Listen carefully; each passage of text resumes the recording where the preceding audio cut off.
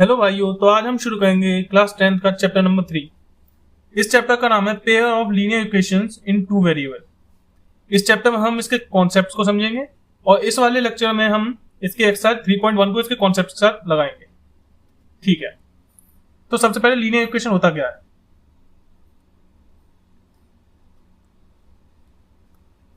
Linear equation एक ऐसा equation होता है जो कि एक स्ट्रेट लाइन को रिप्रेजेंट करता है।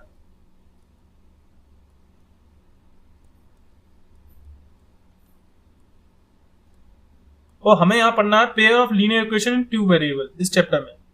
तो लीनियर इक्वेशन का जो स्टैंडर्ड फॉर्म होता है वो होता है A X plus B Y plus C equal to 0, जहां पे एक्स और वाई हमारे अलग अलग दो पेयर है, वेरिएबल्स के पेयर हो जाएंगे।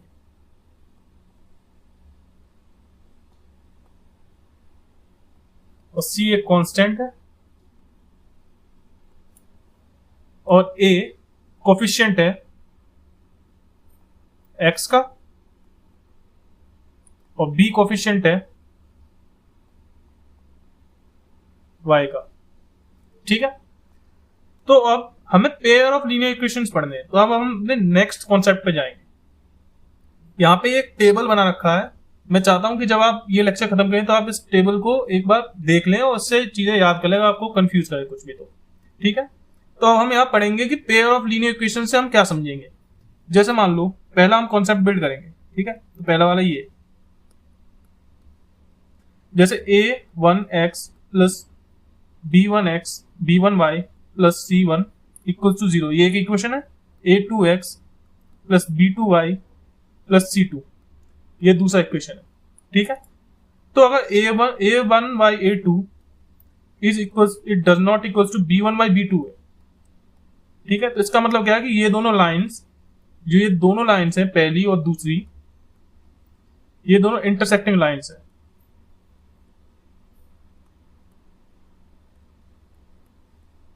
और इनका बस एक यूनिक ही सॉल्यूशन होगा।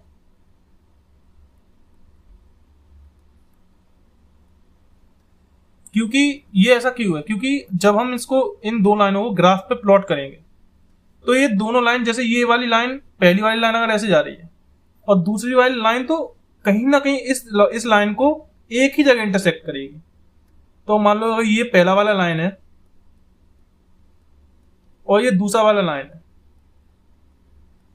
तो ये दोनों एक दूसरे को एक ही जगह इंटरसेक्ट करेंगे, इसलिए इनका यूनिक सॉल्यूशन ही बनेगा। और इसलिए इनसे हम इंटरसेक्टिंग लाइंस भी बोलते हैं। अगर आप, जब ये हमें चेक करना होता है तो हमें दो लाइन दे रखी होंगी, हम उनमें वैल्यू पुट करेंगे और उनको ड्रॉ करेंगे, और जहां वो इंटरसेक्ट करेंगे वो यही कंडीशन होगी जब वो इंटरसेक्ट करेंगे। अगर ये कंडीशन नहीं होगी तो उनका एक यूनिक सॉल्यूशन नहीं होगा। दूसरी क्या है, अगर हम दूसरा वाला देखें तो a1x plus b1y plus c1 equal to 0, a2x plus b2y plus c2 equal to 0। ठीक है, अगर a1 by a2 equals to b1 by b2 does not equals to c1 by c2, तो इसका मतलब ये है कि ये जो दोनों लाइन है ये पैरेलल लाइंस और इनका नो सॉल्यूशन है। इन दोनों को अगर हम सॉल्व करेंगे तो इससे कोई सॉल्यूशन हमें मिलेगा नहीं। ठीक है, अब इसे हम ग्राफ पे एक बार समझने की कोशिश करते हैं। अगर हम ग्राफ पे देखें तो लाइन नंबर 1 ऐसे जा रही होगी और लाइन नंबर 2 ऐसे जा रही होगी। ये लाइन नंबर 1 और ये लाइन नंबर 2, और ये दोनों एक दूसरे को इंटरसेक्ट नहीं करेंगी। जब ये दोनों लाइन एक दूसरे को इंटरसेक्ट ही नहीं करेंगी तो इनका कोई कॉमन पॉइंट या सॉल्यूशन होगा नहीं। सिंपल। ठीक है, अब हम तीसरी वाली कॉन्सेप्ट को देखेंगे, जो है a1x plus b1y plus c1 equal to 0, a2x plus b2y plus c2 equal to 0। अगर a1 by a2 equal to b1 by b2 equal to c1 by c2 है, ठीक है, तो इसका मतलब क्या है कि दोनों के दोनों लाइन कोइंसिडेंट लाइन है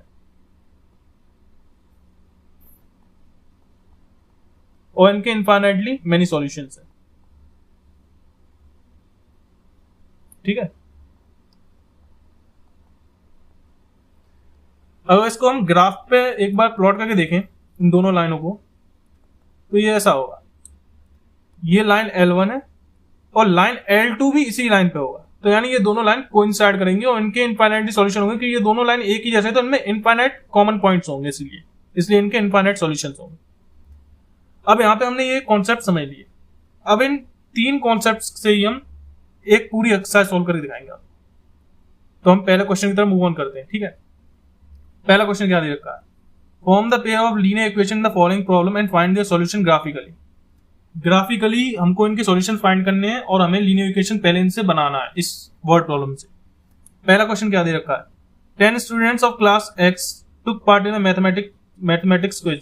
If the number of girls is 4 more than the number of boys, find the number of boys and the number of girls who took part in the quiz. ठीक है, तो हम number of boys equals to X, तो number of girls क्या हो जाएगा,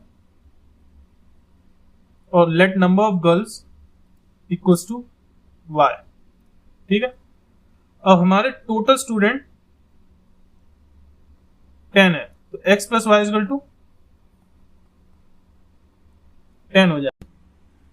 तो हमारा पहला इक्वेशन तो ये बन गया, x plus Y equal to 10। ठीक है, तो अब दूसरा इक्वेशन क्या है, यहां लिख रखा है हमें कि नंबर ऑफ गर्ल्स हैं वो 4 more than number of boys है, तो x equal to y plus 4 होगा, x minus y equal to 4। ये हमारा दूसरा इक्वेशन हो जाएगा। अब हम चाहें तो इन दोनों को सॉल्व करके भी आंसर निकाल सकते थे, पर हमें क्वेश्चन में दे रखा है कि हमें इसे ग्राफिकली सॉल्व करना है, तो हम पहले वाले इक्वेशन में वैल्यूज को पुट करेंगे और उसका एक ग्राफ बनाएंगे। अगर हम पहले वाले में put x equal to 4 put करते हैं, तो y का वैल्यू आ जाएगा 6, x का वैल्यू हम 5 पुट करेंगे तो y का वैल्यू भी 5 आ जाएगा, x का वैल्यू हम 6 पुट करेंगे तो y का वैल्यू 4 आ जाएगा। ठीक है, 3 वैल्यूज हमने निकाल ली। ऐसे हम x माइनस वाई में भी वैल्यूज को पुट करेंगे। x का वैल्यू अगर हम 6 पुट करें तो y का वैल्यू 2 आ जाएगा। एक मिनट,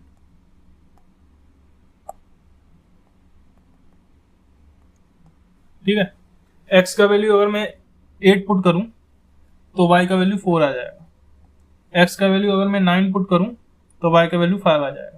आप चाहे तो कोई भी वैल्यू पुट कर सकते हैं x की, 1 2 3 4 5 6 जो भी चाहे वो पुट करें, उस हिसाब से y का वैल्यू सॉल्व करके निकाल लो। अब इसको हम ग्राफ पे प्लॉट करते हैं। ठीक, 1 2, एक मिनट, मैंने सारी पॉजिटिव वैल्यूज ली हैं तो मैं एक साइड का ही ग्राफ बना सकता हूँ।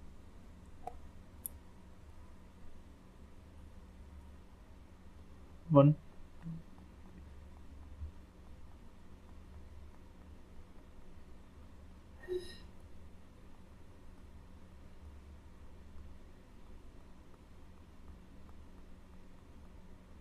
अब प्लॉट करो सारी वैल्यूज को। तो पहला वाला लाइन की वैल्यूज हम पुट करते हैं। ठीक है, x इक्वल टू 4 तो y इक्वल टू 6, यानी कि यहां पर x इक्वल टू 5 तो y इक्वल टू 5, यहां पर x इक्वल टू 6 तो y इक्वल टू 4, यहां। ये हमारा लाइन नंबर 1 हो। अब हम लाइन नंबर 2 बनाते हैं। x इक्वल टू 6 पे y इक्वल टू 2 है, यहां।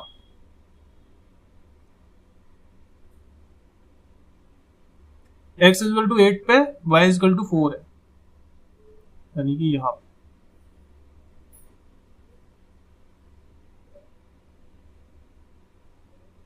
x इक्वल टू 9 पे y इक्वल टू 5, यहां।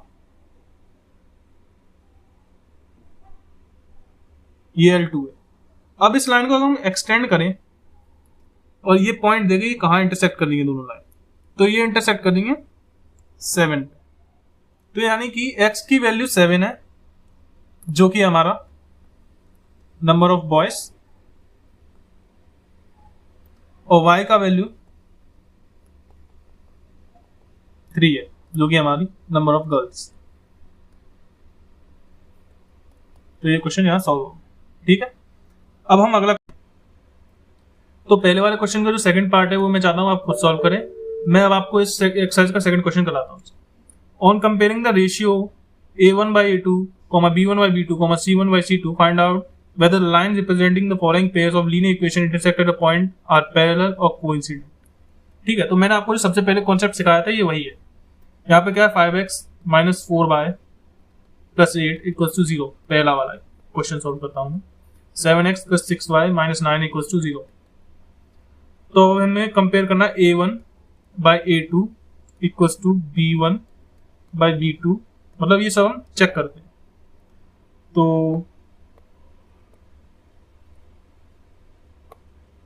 5/7 equals to 4/6 does not equals to, ठीक है। तो इसका तो यूनिक सॉल्यूशन होगा, यानी कि ये इंटरसेक्टिंग लाइन है, इंटरसेक्टेड अ पॉइंट, क्योंकि ये a1/a2 does not equals to b1/b2 को मैच कर रहा है। इसलिए ऐसा ही दूसरा सॉल्व करते हैं। 9x plus 3y plus 12 equals to 0, 18x plus 6y plus 24 equal to 0। तो 9/18 इक्वल्स टू 3/6 इक्वल्स टू 12/24, 1/2 1/2 1/2, यानी कि तीनों इक्वल आ गए। तो इसका मतलब क्या है कि ये कोइंसिडेंस लाइन है।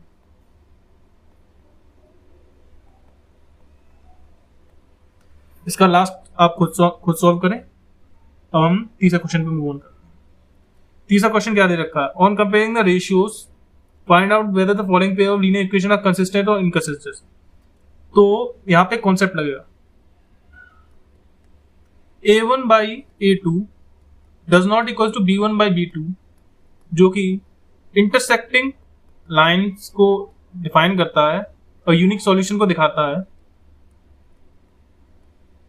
और a1/a2 equals to b1/b2 equals to c1/c2, जो कि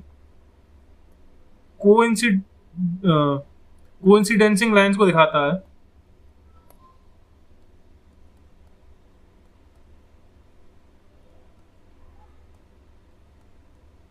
ये दोनों कंसिस्टेंट मानते हैं, कंसिस्टेंट इक्वेशंस होते हैं।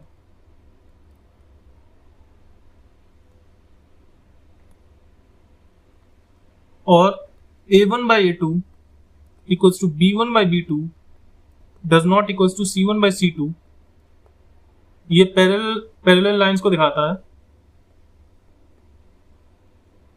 और ये इनकंसिस्टेंट इक्वेशंस को भी दिखाता है। अरे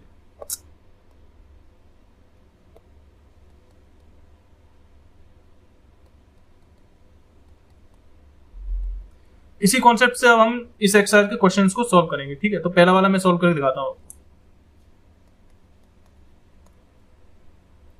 3x plus 2y equals to 5 और 2x minus 3y equals to 7। तो 3/2 इक्वल्स टू 2y माइनस का 3। तो ये डज नॉट इक्वल्स टू हो रहा है, ठीक है। तो यानी कि ये कैसे फॉलो कर रहा है, a1/a2 does not equals to b1/b2, तो ये कंसिस्टेंट पेयर है। अब बाकी क्वेश्चन आप खुद सॉल्व कर लेना इसके।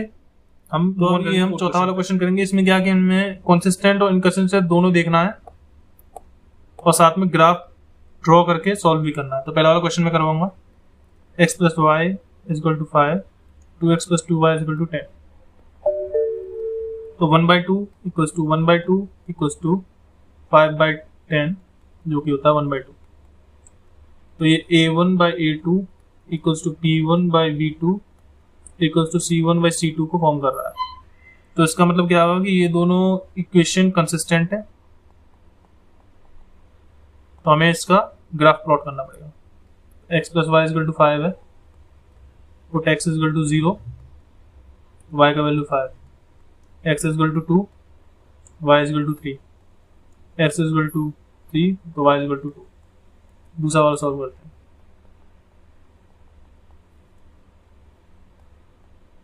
Put x equal to 0, y equal to 5, x equal to 2, y equal to 6, x equal to 3, y equal to 2, ठीक है।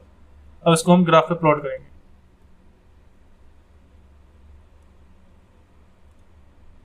वन, 2, 3 4 5 6 1 2 3 4 5 6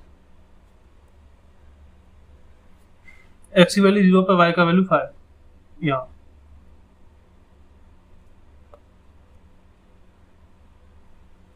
x की वैल्यू 2 पे y का वैल्यू 3 x की वैल्यू 3 पे y का वैल्यू 2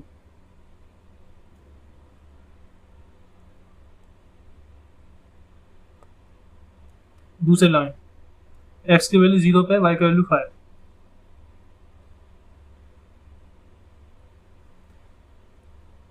तो ये दोनों कोइंसिडेंसिंग लाइन है, तो ये दोनों सेम ही बनेगा, प्लॉट करेंगे तो भी वही बनेगा सेम लाइन में। x दूसरा वाला देखते हैं, x की वैल्यू 2 पे y की वैल्यू 6, x की वैल्यू 2 पे y का वैल्यू 3 होगा, सॉरी यहाँ पे मैंने मिस्टेक किया।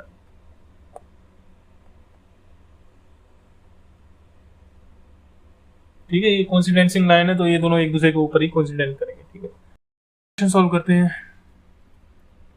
Given the linear equation 2x plus 3y minus 8 is equal to 0, write the another linear equation in two variables such that the geometrical representation of the pair so formed is।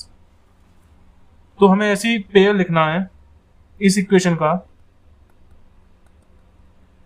जो intersecting lines बने, ऐसा दूसरा equation लिखना है जिससे intersecting lines बने।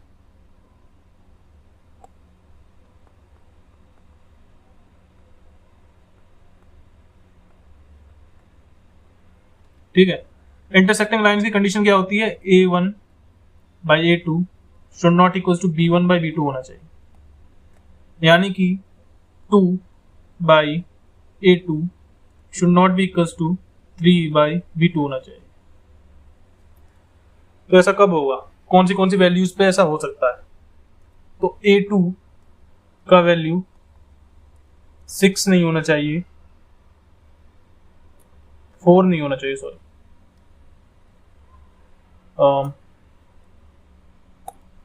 जब a2 का वैल्यू 4 हो तो b2 का वैल्यू 6 नहीं होना चाहिए। जब a2 का वैल्यू 2 हो तो b2 का वैल्यू 3 नहीं होना चाहिए। जब a2 का वैल्यू 6 हो तो b2 का वैल्यू 9 नहीं होना चाहिए। ठीक है, तो इन पेयर्स पे यूनिक सॉल्यूशन बन रहा है। इन पेयर्स के अलावा आप कुछ भी पुट करेंगे, ऐसे आप बहुत सारे पेयर्स बना सकते हैं, जैसे मैंने यहाँ पेयर्स बनाए हैं। तो आप है ना इन पेयर्स को अवॉइड करना है, बस आपको ये देखना है कि ऐसा कोई पेयर ना बने जिनसे ये आपस में इक्वल हो जाए। ठीक है, 2 by a2 और 3 by b2 आपस में इक्वल हो जाए। तो अब क्या करेंगे, हम ऐसा एक पेयर उठा लेंगे जिसमें ये ना हो। तो क्या उठाएंगे यहाँ पे हम, तो जैसे मैंने यहाँ इसका ये 4 उठा लिया, उसका ये 3 उठा लिया, तो क्या इक्वेशन बना सकता हूँ, 4x प्लस 3y, और कॉन्स्टेंट में आप कुछ भी लिख सकते हैं, -12 लिख देता हूँ मैं, क्योंकि इसमें इंटरसेक्टिंग इक्वेशन बनाना था, यहाँ पे कोई फर्क पड़ता है नहीं खास।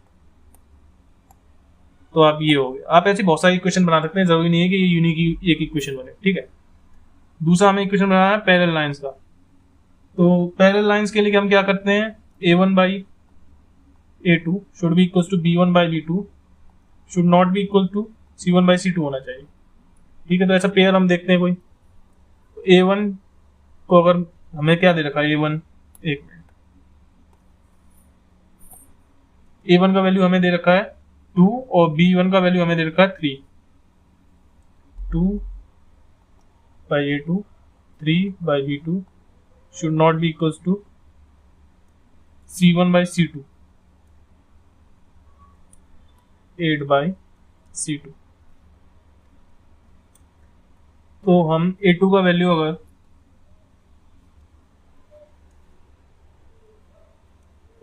2 रखेंगे तो b2 का वैल्यू 3 रखेगा, और c2 का वैल्यू तो 8, ये नहीं होना चाहिए। ठीक है, तो ऐसा ही हम एक पेयर ऐसा ही कोई इक्वेशन बनाते हैं, जैसे मैं अगर a2 का वैल्यू 3 रख लूं तो b2 पे 6 नहीं होना चाहिए, और c2 पे 24 नहीं होना चाहिए।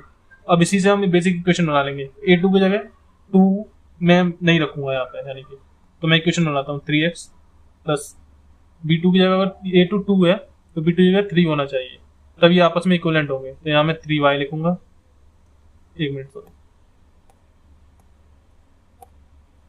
2x प्लस 3y, और C2 की जगह उस टाइम पे 8 नहीं होना चाहिए, 8 की जगह कुछ भी लिख दूंगा मैं।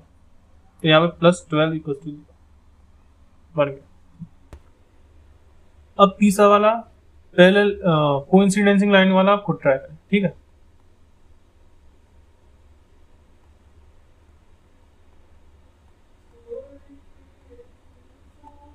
अब हम लास्ट क्वेश्चन पे जाएंगे। यहाँ पर यहाँ लिखा है draw the graph of the equation x minus y plus 1 equals to 0 and 3x plus 2y minus 12 equal to 0। Determine the coordinates of the vertices of a triangle form by these line and the x axis and shade the triangular region. तो कुछ नहीं, यहाँ पे हमें graph बनाना है। तो x minus y plus 1 equals to 0 दे रखा है, x का वैल्यू 0 पुट करेंगे तो y का वैल्यू क्या आएगा, और y का वैल्यू 1 आएगा। x का वैल्यू 2 पुट करेंगे तो y का वैल्यू 3 आएगा, x का वैल्यू 3 पुट करेंगे तो y का वैल्यू 4 आएगा। अब हम 3x प्लस 2y माइनस 12 को देखेंगे। x का वैल्यू मैं 0 पुट करूंगा तो y का वैल्यू 6 आएगा, x का वैल्यू 2 पुट करूंगा तो y का वैल्यू 3 आएगा, x का वैल्यू 4 पुट करूंगा तो y का वैल्यू 0 आएगा। अब आप लोग सोचते होंगे कि मैंने ये सारी वैल्यूज कैसे निकाली। असल में मेरा कैलकुलेशन बहुत इजी है, आपको एक एग्जाम में लिख के निकालने हैं, उसके बाद ऐसा लिखना है, ठीक है। पहले सॉल्व करना है, उसके बाद निकालना है।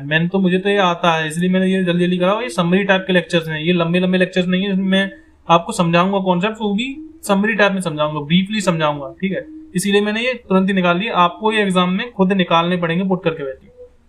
अब मैं इसको प्लॉट करूंगा, 1 2 3 4 5 2 3 ठीक है। पहले लाइन 1 को प्लॉट करते हैं। x का वैल्यू 0 तो y का वैल्यू 1, x का वैल्यू 2 तो y का वैल्यू 3, x का वैल्यू 3 तो y का वैल्यू 4।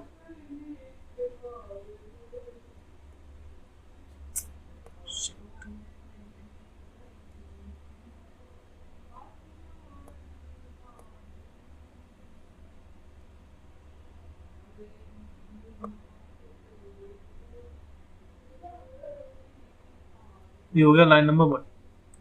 अब हम दूसरे के प्लॉट करेंगे। x इक्वल टू 0 पे 6 यहाँ पे आएगा, ठीक है। y equal x equal to 2 पे 3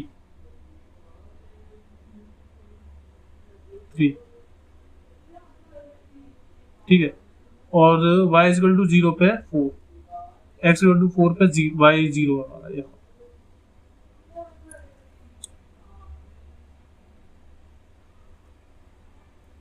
ये हमारा L2। अब हमें एक और कोऑर्डिनेट के लिए यहाँ पे देखना पड़ेगा। यहाँ पे हमें x एक्सिस का एक ट्रायंगल बनाना चाहिए। इस इक्वेशन में हमें दे रखा है, यहाँ पे लिखा हुआ है determine the coordinates of the vertices of the triangle form by these lines and x axis, ठीक है। तो एक तो वर्टिसेस का ट्रायंगल का जो वर्टेक्स होगा वो तो ये बन गया, जिसका होगा 0 4,0। एक तो ये कोऑर्डिनेट बन गया, एक ये बन गया, ये 2,3, और एक ये यहाँ पे जाएगा नेगेटिव साइड में, इसका ये वर्टेक्स है। तो हम इसमें नेगेटिव वैल्यू पुट करके देख लेते हैं। लाइन नंबर 1 में, लाइन नंबर 1 में अगर मैं x का वैल्यू -1 पुट करूं तो y का वैल्यू क्या आएगा, y का वैल्यू 0 आएगा। तो ये -1 पे यहाँ आएगी ये लाइन, ठीक है। तो ये क्या हो जाएगा -1,0। तो 3 वर्टिसेस क्या होंगे ट्रायंगल के, एक्सेस जो 2 वर्टिसेस जो x एक्सिस के साथ ये दोनों लाइन बना रही है वो तो -1,0 और 4,0 होगा, और तीसरा वर्टिसेस 2,3 होगा जो इंटरसेक्शन से बन रहा है। बस यही इसका आंसर।